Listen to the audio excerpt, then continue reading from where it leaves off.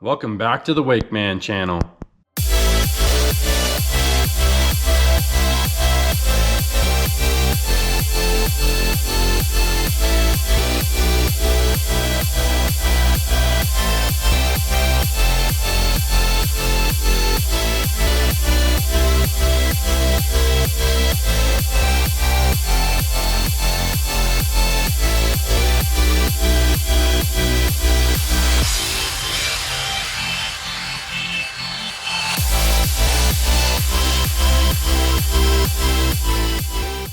Alright, so this video is going to be the 27th episode of the Wakeboat ownership series.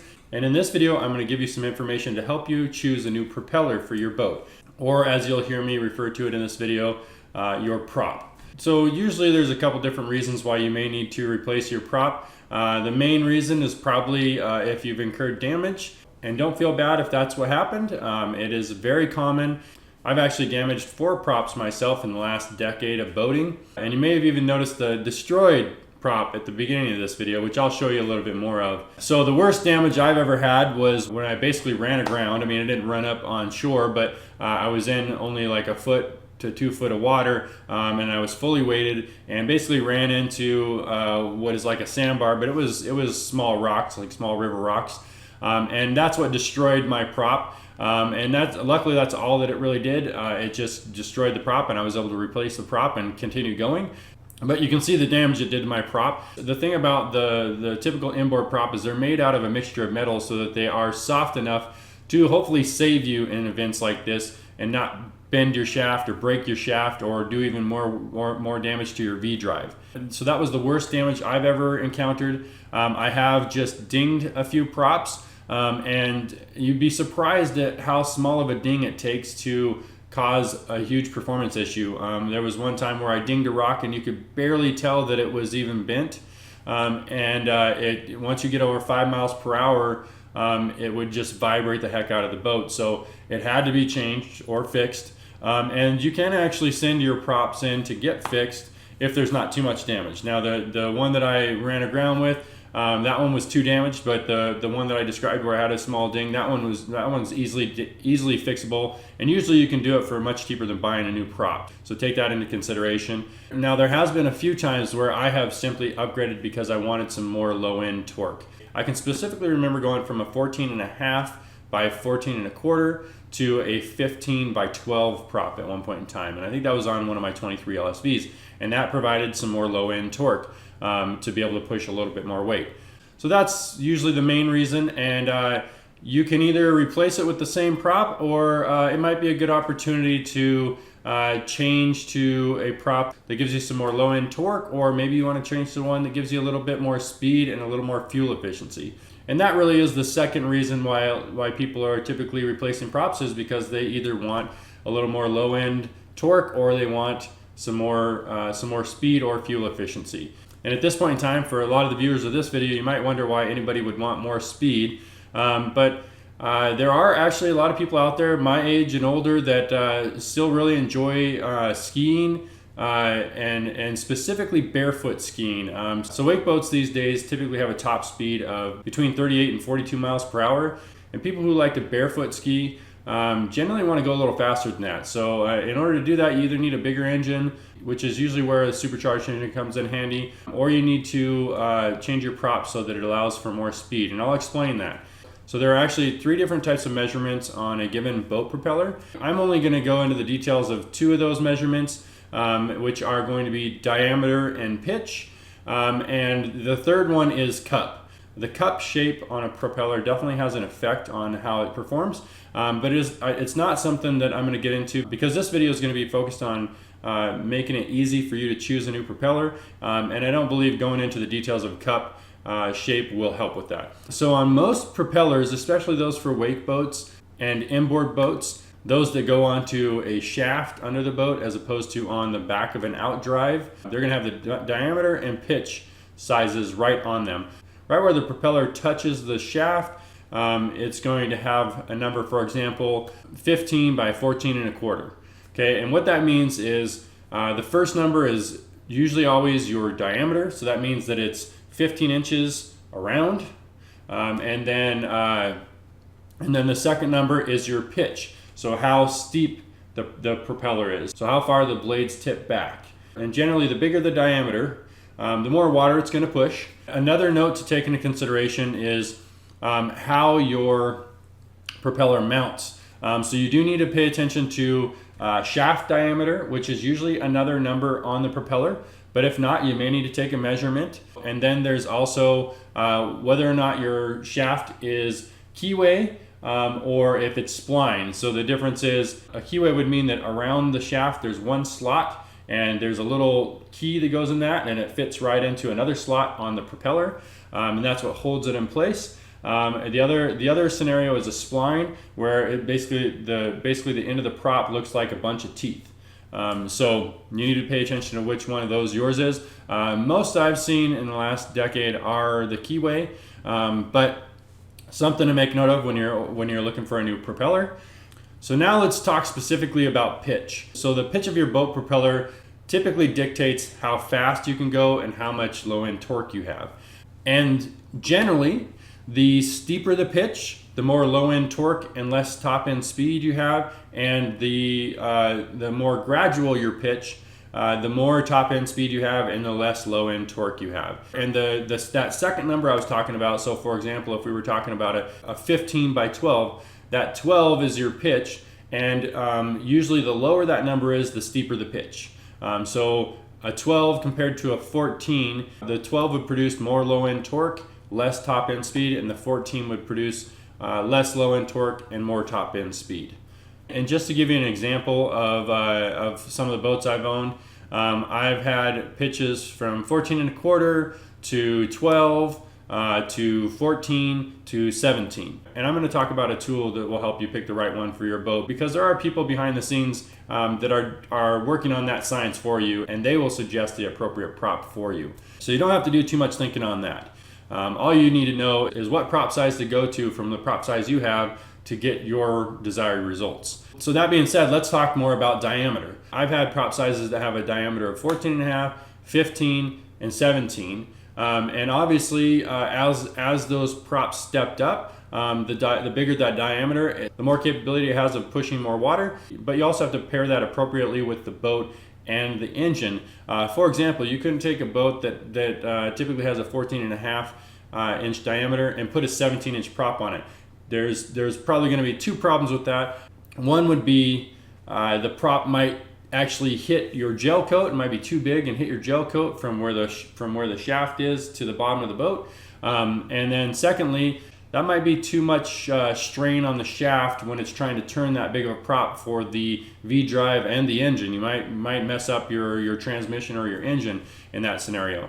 So you want to make sure you prop it correctly. But on one boat, I have gone from a 14.5 to a 15 inch diameter. In fact, I think the first 23 LSV I had was a 14.5. And then the last 23 LSV I had a 15 inch on it. And then my 24 MXZ that I had a 17 inch, and the current 2022 G23 has a 17 inch diameter on it as well. Also, my 2019 G23 had a 17 inch diameter. So you just need to make sure you're propping that correctly. So that being said, let's talk about a few ways that you can determine what prop is best for your boat.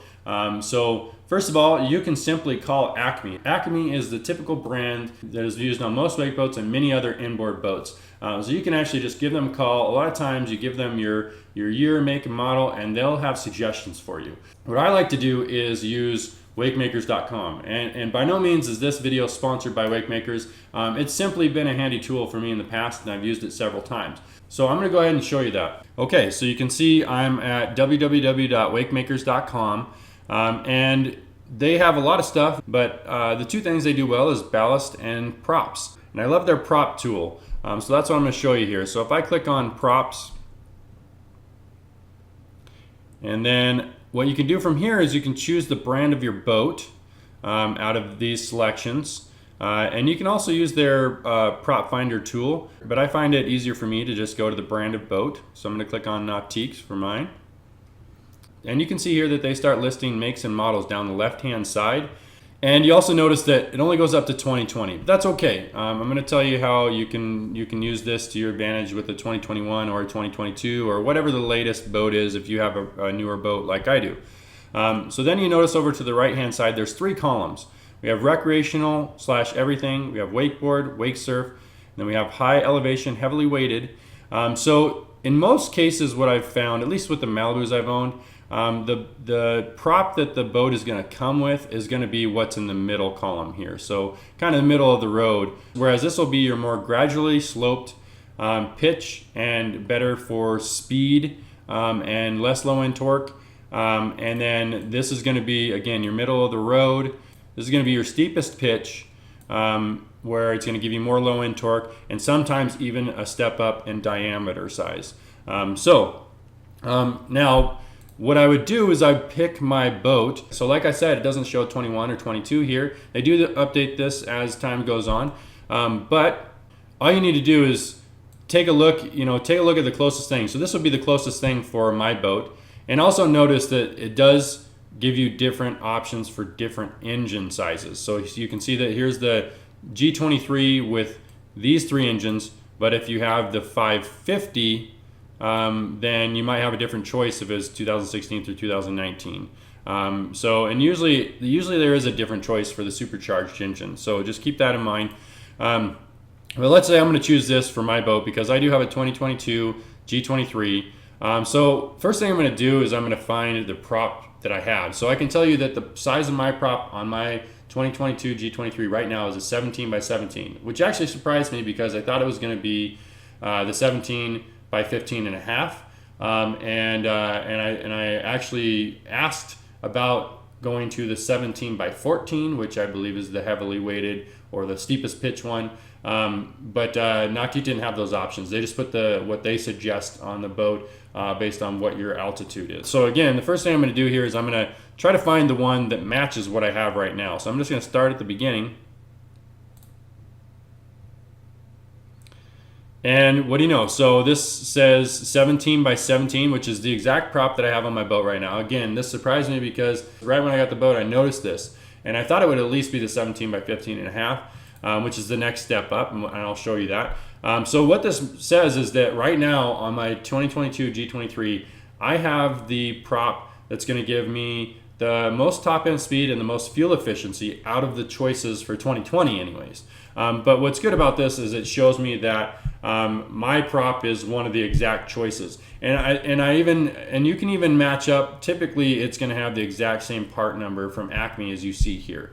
Okay, so that's your starting point. Make sure you find the one that matches what you have right now, and then from there, you know how you can affect your performance. So for me, because I'm on this one right here, I can only go steeper 2 more times, and maybe even and possibly, depending on your boat, maybe even go up in diameter. I've looked at these, so I know it doesn't go up in diameter. So I actually have 2 more props that I can step up into if I want more low end torque. So maybe I add more weight. For example, I don't have the Pro Ballast option or the supplemental ballast option that came out in 2022. If I decide to add that later and add 1,500 pounds and it doesn't push that much weight for some reason, and maybe that's because I also have 1,000 pounds of steel shot, I could go up 2 more times in pitch to be able to improve that low end torque. So, but again, a lot of people fall in the middle with what they currently have on their boat if they have not changed it yet. So I'm just going to go ahead and click on this one just to show you what it is.